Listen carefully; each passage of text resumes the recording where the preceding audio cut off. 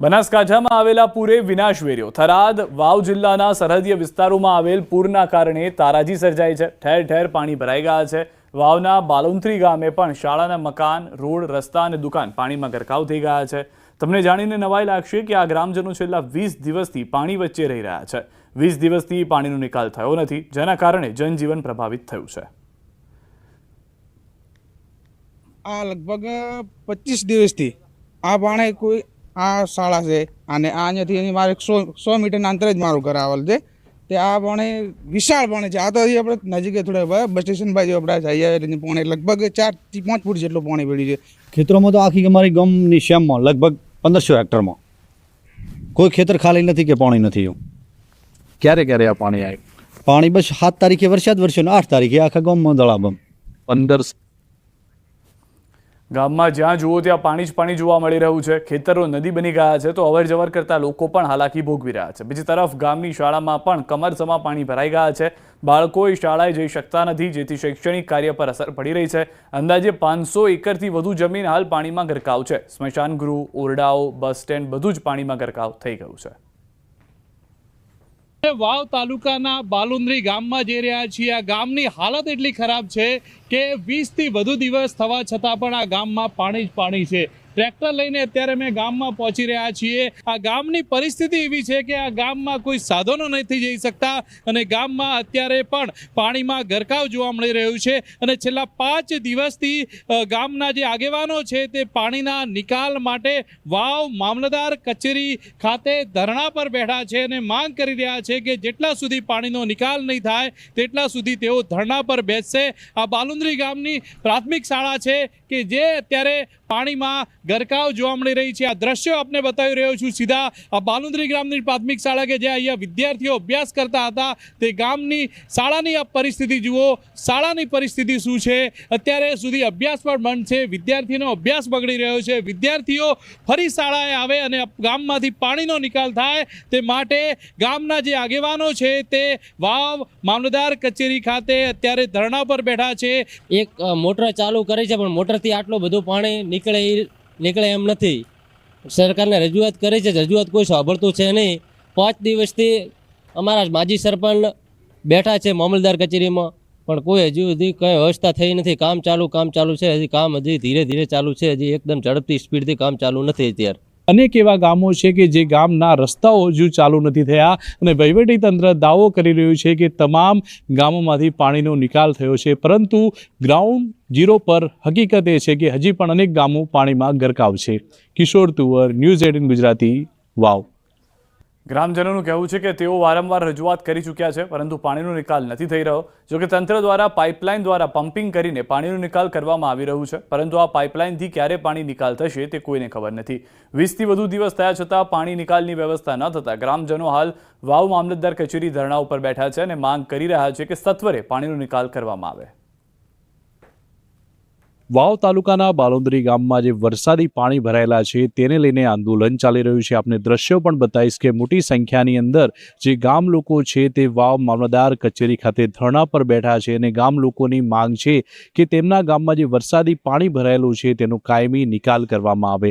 આ એ બાલુંદ્રી ગામ છે કે 2015 હોય, 17 હોય, 19 હોય કે 2025 હોય, આમ જ્યારે વધુ વરસાદ થાય છે ત્યારે આ ગામમાં પાણી ભરાઈ જાય છે। અને મેં જે પ્રતિજ્ઞા લીધી છે એ પ્રતિજ્ઞા મારા ગામનો તલામણથી પાણી અહીંયાથી જાય, રોડ અમારે વાવ હમો હેડવાનો થઈ જાય અને મારા ગામના ખેડૂતો અવર જવર જાય છે કે ના આવી શકે એવું થાય અને અહીંયાથી પાણી હટે, મારા ગામની નિશાલ ચાલુ થાય। હું કોઈના કહેવાથી નહીં, હું કરી જતો રહ્યો। મને થોડી છો તો કાલે આવેશમાં હું આવીને થોડો કર્યો હતો એટલે મને છો એટલે કે મેં પાછો ખેંચ્યો એ હું મારો હૃદય થોડોક પાછો કર્યો એટલે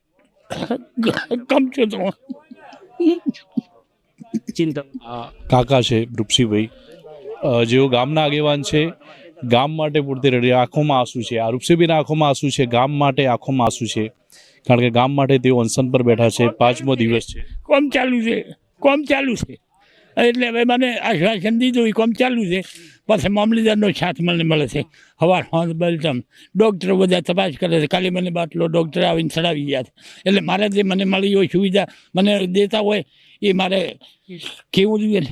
હજુ 20 દિવસથી વધુ થઈ ગયા, વરસાદી પાણીનો નિકાલ નથી થયો અને આમ ઋષિભાઈ સહિત ગામના લોકો જે છે તે અત્યારે વાવ જે મામલતદાર કચેરી છે ત્યાં અનશન પર બેઠા છે. તેમનું કહેવું છે કે જેટલા સુધી પાણીનો નિકાલ નહીં થાય તેટલા સુધી તેઓ અનશન જારી રાખશે. કિશોર તુવર, ન્યૂઝ 18 ગુજરાતી, વાવ. પંચમહાલના ઘુગંબામાં કેમિકલ કંપનીમાં ગેસ લીકેજ. કંપનીના પ્લાન્ટમાંથી ધુમાડો નીકળતા દેખાયા છે. ગેસ લીકેજ બંધ કરી દેવાતા પરિસ્થિતિ કાબૂમાં છે. પોલીસ, પ્રાંત અધિકારી અને ફાયરની ટીમ ઘટના સ્થળે છે. ઘટનામાં કોઈ જાનહાનિ નહીં થઈ. થોડા દિવસ પહેલા 2ના મોત અને 12 લોકોને થઈ હતી અસર. GFL જે રંજીતનગર ખાતે આવેલ છે એમાં આજ સવારે કરીબન 9:15ની આજુબાજુ ગેસ લીકેજની ઘટના બનવા પામી, જેની જાણકારી થતાં લોકલ પોલીસ અને અમો પાવાગઢ ખાતે બંદોબસ્તમાં હતા. અમારી ટીમ પહોંચી ગઈ હતી.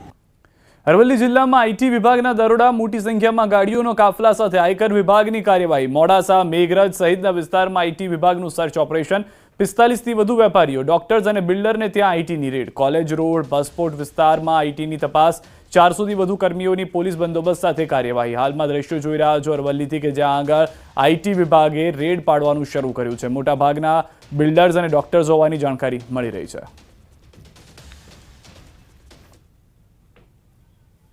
અરવલ્લી જિલ્લાના મુખ્ય મથક મોડાસા શહેરમાં વહેલી સવારથી આયકર વિભાગના દરોડા પડ્યા છે અને મોટી કાર્યવાહી હાથ ધરવામાં આવી છે. લગભગ 70 ગાડીઓના કાફલા સાથે 45થી વધુ સ્થળો ઉપર આ રેડ પાડવામાં આવી છે. ખાસ કરીને આપણે ઊભા છીએ કોલેજ રોડ ઉપર મોડાસા શહેરના ફેઝાન કોમ્પ્લેક્સમાં કે જ્યાં આવેલી બિલ્ડરની જે ઓફિસ છે ત્યાં હાલ સર્ચ ઓપરેશન હાથ ધરવામાં આવ્યું છે. મોડાસા શહેરમાં વિવિધ ડોક્ટર્સને ત્યાં તેમજ અને વેપારીઓને ત્યાં પણ દરોડા પાડવામાં આવ્યા છે. આપ જોઈ શકો છો દ્રશ્યોમાં કે જે પ્રકારે વહેલી સવારથી ગાડીઓના કાફલા સાથે આયકર વિભાગ, આઈટી વિભાગની રેડ પડી છે.